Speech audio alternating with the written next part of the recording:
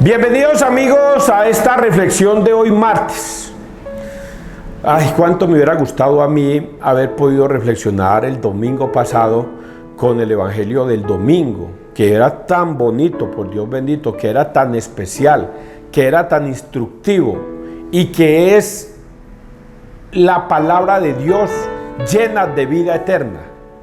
Cuánto me hubiera gustado a mí era haber hablado de la Eucaristía, porque en eso se basa la Iglesia Católica. La Iglesia Católica se basa en dos fundamentos, voy a decirlo dos de 7 que tiene, pero estos dos fundamentos para mí son muy importantes. Digo yo que prácticamente todos los días lo pronuncio. ¿Cuáles son esos dos fundamentos? Que debemos ir al confesionario, confesar nuestros pecados, y Dios, que es misericordia, nos perdona los pecados. Ese es un fundamento que nos lleva al cielo, para que nosotros estemos en estado de gracia de Dios. Y al estar en estado de gracia de Dios, entonces podemos llegar al cielo. Y el segundo fundamento, que yo le llamo fundamento, falta ver que sea la palabra correcta, es la Eucaristía. Sin Eucaristía no hay salvación. Sin Eucaristía no hay vida eterna. Es una cosa impresionante lo que hoy incluso la palabra de Dios nos va a revelar, y precisamente sobre este tema. Qué cosa tan especial. Los evangelios del día domingo nos llevan un derrotero de lo que va a ser los evangelios de esta semana. Pues bien, cuánto me hubiera gustado a mí haberles pronunciado ese evangelio del domingo, haber reflexionado sobre él y haberlo hecho de una manera clara y transparente, como siempre está escrito en la Biblia.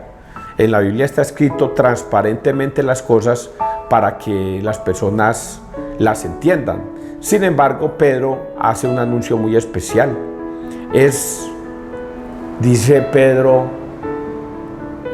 no le es lícito a las personas leer la Biblia e interpretarla por su propia cuenta, porque hay personas indoctas que no entenderían lo que está escrito allí y deben dejarse guiar por otro que lo sepa.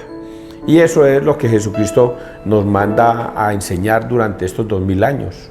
Le dice a sus discípulos, durante 3 años les enseña y les dice, vayan, prediquen, hagan que todos los pueblos sean mis discípulos, bautícenlos en el nombre del Padre, del Hijo y del Espíritu Santo, y enséñenles a obedecer todo lo que yo les he mandado. Por lo tanto, si está escrito en la Biblia, se tiene que obedecer lo que está escrito en la Biblia. Vamos entonces a persignarnos, muchachos, en el nombre del Padre, del Hijo y del Espíritu Santo. Amén. Dice, primera lectura, segunda de Pedro 3, 12, 15 y 17, 18. Esperamos un cielo nuevo y una tierra nueva. Pónganle mucha atención a este texto, muchachos, porque va dirigido, aparte que va dirigido a todo el mundo, muy especialmente a los protestantes. Los que más me preocupan a mí en estos momentos, los protestantes. Hay personas que no les gusta que hablemos de ese tema, pero ¿cómo no hablarlo si sabemos que van por un camino equivocado? Que van un camino cegado por sus mentes y su corazón, y no logran entender. Por eso a ellos me dirijo también. Queridos hermanos, esperad y apresurad la venida del Señor, cuando desaparecerán los cielos consumidos por el fuego y se derretirán los elementos. Pero nosotros, confiados en la promesa del Señor, esperamos un cielo nuevo y una tierra nueva, en que habite la justicia. Por tanto, queridos hermanos, mientras esperáis estos acontecimientos, procurad que Dios os encuentre en paz con Él, inmaculados e irreprochables. Considerad que la paciencia de nuestro Señor es nuestra salvación. Así pues, vosotros, queridos hermanos, estáis prevenidos. Tened cuidado de que no os arrastre el error de esos hombres sin principios y perdáis pie. Creced en la gracia y el conocimiento de nuestro Señor y Salvador Jesucristo, a quien sea la gloria, ahora y hasta el día eterno. Amén. Palabra de Dios. te alabamos a ti, Señor Jesús. ¿Por qué me dirijo a los protestantes? Porque aquí está escrito. Aquí está escrito los protestantes. Dice aquí así: tened cuidado que no os arrastre el error de esos hombres sin principios y perdáis pie. Ahí está hablando de los protestantes, está hablando de los pastores protestantes, de esos hombres sin principios que los pueden llevar al error. Y qué pesar, la otra vez, voy a decir 100 años, aquí en la Unión Valle y en este norte del Valle, estoy seguro que no existían las iglesias protestantes, no existían, estoy hablando de hace 100 años. Me puedo equivocar por un poquito más o un poquito menos, pero todos éramos católicos, todos. Y la iglesia de Cristo nos venía enseñando bien la doctrina de Jesucristo durante 2000 años. Papá, mamá, los abuelos, los tatarabuelos, toda la descendencia de cada una de las familias que hay en este norte del valle eran católicos, pertenecían al catolicismo y venían bien, iban a misa, se les había enseñado que había que confesar los pecados ante un sacerdote para poder estar en estado de gracia de Dios, y ellos lo hacían. Se les enseñó que nadie podía recibir la Eucaristía si no estaba en paz con Dios en sus pecados, y que nadie podía parar a hacer la fila de la Eucaristía si estaba en pecado. Y la gente lo hacía. Primero se confesaban para poder recibir la Eucaristía. Y vienen unos pastores mentirosos, que son estos que aparecen aquí en la Biblia. Tened cuidado de que no os arrastre el error de esos hombres sin principios y perdáis pie. Hombres sin principios. A ellos no les interesa para nada la salvación de sus almas, ni la de ellos ni la de los demás. A ellos lo único que les interesa es predicar la palabra de Dios por el diezmo. Y sin principios, debido a que no tienen el conocimiento de la Iglesia Católica para enseñar la palabra de Dios, sino que se han inventado ellos mismos una palabra de Dios basada en sus propios criterios personales y no en los criterios de la doctrina de Jesucristo. Y entonces para ellos ya no hay necesidad de confesarse con un sacerdote, porque él es un hombre pecador igual que uno. Y muchos se dejaron arrastrar por ese pensamiento erróneo. La Eucaristía, eso es un simbolismo. No hay necesidad de recibir ese pan y ese vino. Ahí no está el cuerpo y la sangre de Cristo. Se dejaron arrastrar por el error. Y ahora a esas personitas que eran católicas, dejándose arrastrar por esos demonios, se fueron. Y aquí dice que están perdidos. Vamos a leer este evangelio, esta lectura, un poquitico desde el principio para entenderla un poquito más. Considerad, empecemos por aquí. Queridos hermanos, este es un consejo que va a dar Pedro a sus discípulos. Pedro le va a dar un consejo a sus discípulos. Queridos hermanos, esperad y apresurad la venida del Señor, cuando desaparecerán los cielos consumidos por el fuego y se derretirán los elementos. Punto. Esperad. Va a venir el fin del mundo. Ustedes esperen. Van a esperar a que eso ocurra. Va a venir fuego eterno y va a consumir la tierra y va a consumir al hombre. Pero él dice, por el fuego y se derretirán los elementos. Pero nosotros, confiados en la promesa del Señor, esperamos un cielo nuevo y una tierra nueva, en que habite la justicia. Por tanto, queridos hermanos, mientras esperáis estos acontecimientos, procurad que Dios os encuentre en paz con Él. Procurad que nosotros estemos en paz con Dios, porque todos estos acontecimientos que están escritos ocurrirán. Pedro lo está anunciando, que el fin del mundo va a venir. ¿Que cuándo va a venir? Para nosotros los católicos no nos importa. A nosotros los católicos no nos preocupa cuando venga el fin del mundo. Por eso ni enseñamos ni predicamos el fin del mundo como una tragedia, sino que la predicamos, como dice Pedro. Procurad estar en paz con Dios mientras vienen todos estos sucesos que acontecerán. Y como dice Pedro, que debemos estar preparados. Procurad que Dios os encuentre en paz con Él, inmaculados e irreprochables. Considerad que la paciencia de nuestro Señor es nuestra salvación. La misericordia de Dios es lo más bonito que nosotros los católicos esperamos. La misericordia de Dios. Pero ¿cómo la esperamos? Porque los protestantes podrían decir, César, nosotros también esperamos la misericordia de Dios, porque Dios es un Dios misericordioso. Y eso es verdad. Solo con los que se arrepienten de sus pecados. Esa es la condición. Dios tiene misericordia, porque aquí dice, mientras Dios tenga misericordia con nosotros. Paciencia, dice, e irreprochable. Considerad que la paciencia de nuestro Señor es nuestra salvación. La paciencia del Señor es nuestra salvación. Por eso nosotros los católicos, y voy a decirle, los malos católicos, tenemos la esperanza de ir al reino de los cielos. Póngale cuidado a lo que estoy diciendo, porque lo estoy diciendo de una manera bastante hasta maluca. ¿Cómo? Un católico mantiene tomando, bebiendo, fornicando en esas cantinas, le pegan a su mujer, maltratan a sus niños, matan, roban, calumnian, hacen de todo y esperan la salvación. Y póngale cuidado, más fácil se salva. Ojo con eso que lo voy a decir, con el 100% de verdad.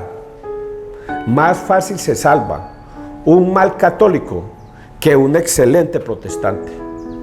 Más fácil se salva un mal católico que un excelente protestante. ¿Y esto por qué lo dice César? Porque un mal católico reconoce y sabe que él puede en el último minuto de su vida arrepentirse de sus pecados. Y al arrepentirse de sus pecados, entrará en estado de gracia de Dios. Y el arrepentimiento lo hace frente a un sacerdote. Ese es el consejo que yo les doy. Que si usted llega a estar en estos momentos o en cualquier momento de su vida, y es el momento que yo le pido a la gente, a mis familiares, a mis amigos, vean muchachos, si ustedes me llegan a ver enfermito en una cama, postrado o en una situación difícil que me pueda traer la muerte, tráigame de un sacerdote. No me vayan a dejar morir sin un sacerdote, porque necesito confesarle a ese sacerdote mis pecados, para que la paciencia de Dios me perdone. Y la paciencia de Dios, que es su misericordia, me perdona. Mientras que un protestante dice, yo nunca voy a necesitar un sacerdote. Un sacerdote no tiene poder aquí en la tierra para perdonar pecados. Y lo va a desconocer. Y morirá pensando de que él miró para arriba, para el cielo, y le pidió perdón a Dios, y Dios ahí mismo le perdonó. Y está escrito en la Biblia, Juan 20, 21, 23. Vayan, y a quienes les perdonéis los pecados, les quedan perdonados. Y a quienes no se los perdonéis, les quedan retenidos. Y ahí está escrito. Y la palabra de Dios los juzga y los condena, porque no fueron capaces de ir ante un sacerdote que es un representante, un embajador de Dios aquí en la tierra, para recibir ese perdón de los pecados.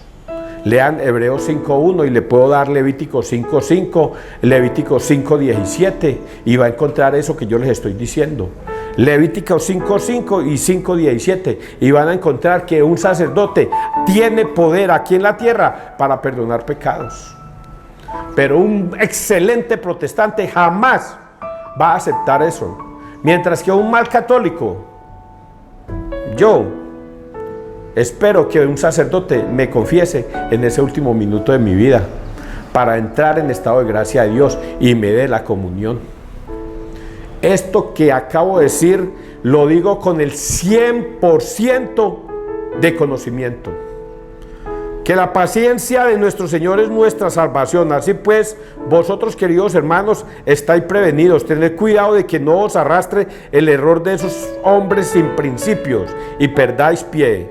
Creced en la gracia y el conocimiento de nuestro Señor y Salvador Jesucristo, a quien sea la gloria ahora y hasta el día eterno. Amén. Y termino con este pedacito. Si bien es cierto que he dicho que un mal católico se gana más fácil el reino de los cielos, tengo que decirle este pedacito. Creced en la gracia y el conocimiento de nuestro Señor y Salvador Jesucristo, a quien sea la gloria ahora y hasta el día eterno. Amén. ¿Cuál es la dificultad de un mal católico? Yo me voy en mi moto y en carretera me encontré la muerte en un accidente. No hay salvación para esa persona, porque era mal católico y esperaba que en el último minuto se iba a arrepentir de sus pecados, pero resulta de que venía una tractomula y arrolló a ese personaje y ya no tuvo tiempo de ese último minuto, no tuvo tiempo de pedir perdón. Por lo tanto, aquí dice: creced en estado de gracia. Que permanezcamos todo el tiempo en estado de gracia de Dios, todo el tiempo, porque nosotros no sabemos cuándo va a llegar el ladrón a nuestra vida, cuándo va a llegar la muerte y la va a arrebatar. Por eso Pedro dice: como ustedes no saben cuándo va a llegar, creced en el estado de gracia de nuestro Señor Jesucristo hasta la vida eterna, que si la muerte nos sorprende, bendito sea Dios. Que vino el fin del mundo, bendito sea Dios, porque yo estaba en estado de gracia cuando me llegó el fin del mundo. Por eso les dije al principio, a nosotros los católicos no nos impresiona el fin del mundo, para nada. Nosotros lo que buscamos, los católicos, es estar en estado de gracia con Dios hasta el final de los tiempos. Vamos a leer el Salmo. Salmo 89, 2, 3, bueno. Señor, tú has sido nuestro refugio de generación en generación. Antes que naciesen los montes o fuera engendrado el orbe de la tierra, desde siempre y por siempre, tú eres Dios. Por siempre y por siempre, tú eres Dios.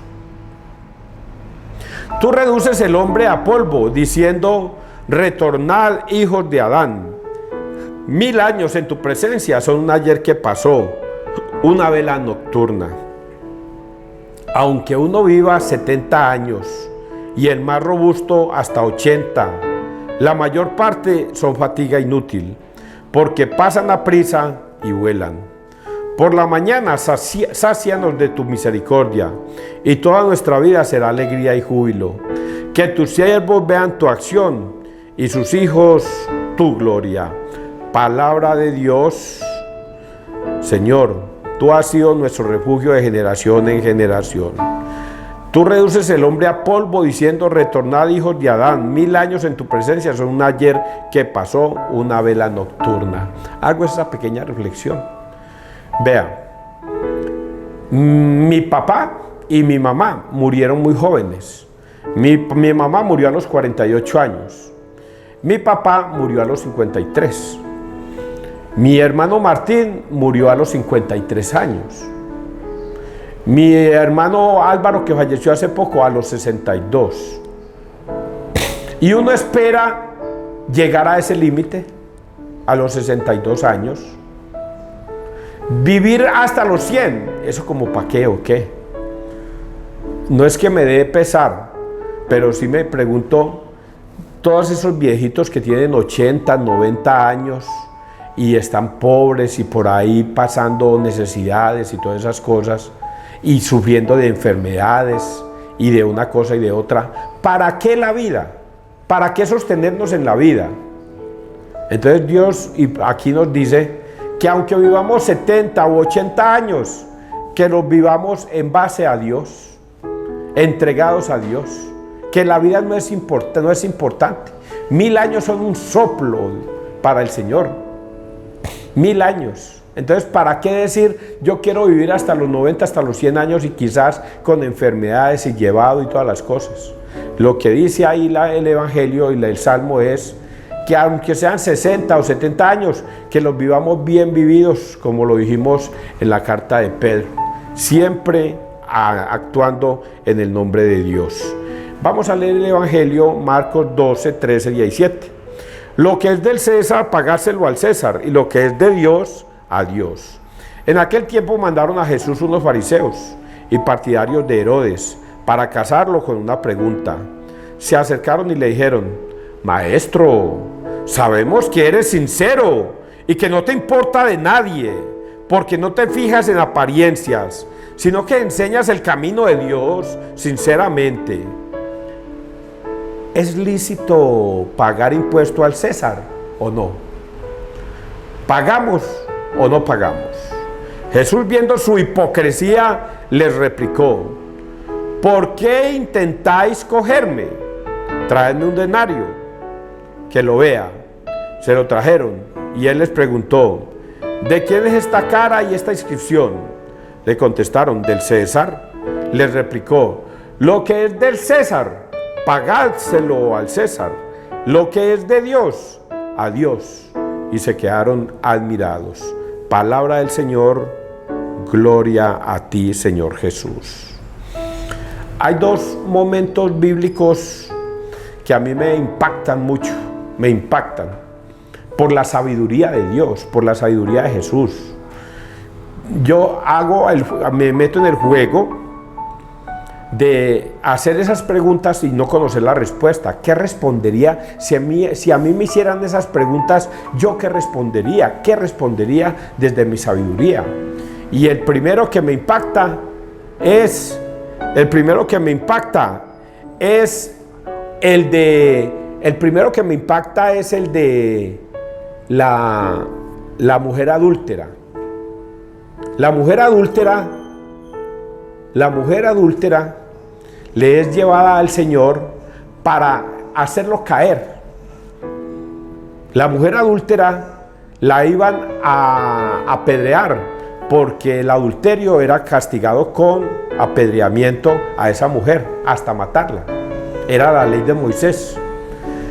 Y entonces se la llevan a Jesús para que Él la juzgue. Ese que Él la juzgue es para verlos a ellos en qué error va a caer. Vean, si Él, dicen los fariseos hipócritas, si Él dice que debemos apedrearla porque la ley de Moisés dice que debemos apedrearla, entonces ¿dónde está la misericordia de Dios? No es que enseña misericordia, perdón y amor, pero si dice que la ley de Moisés se debe cumplir, como Él es judío, tiene que cumplirla.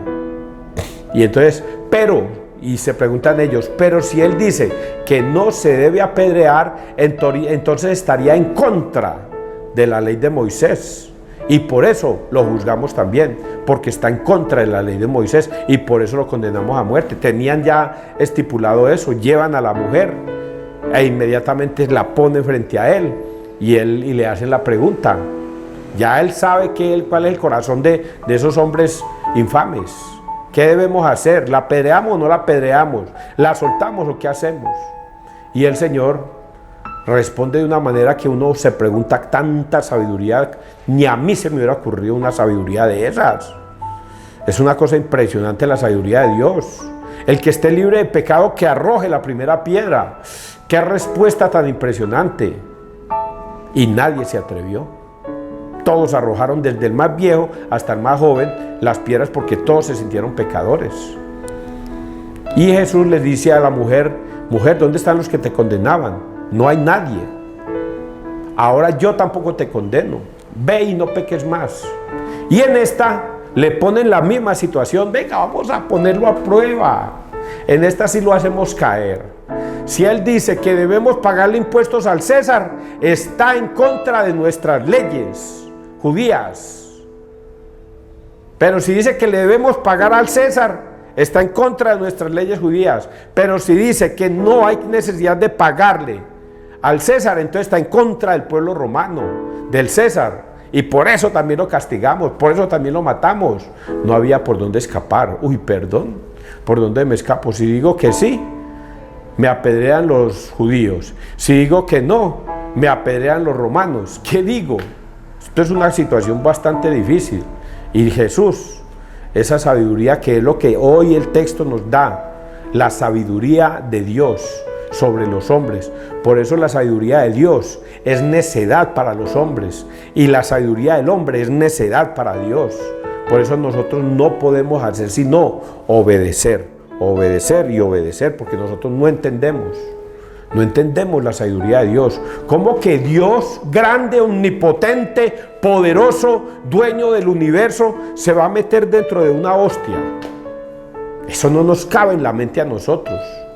¿Cómo que Dios grande, omnipotente, poderoso, se va a convertir en pan y en vino? Eso no cabe en nuestras mentes.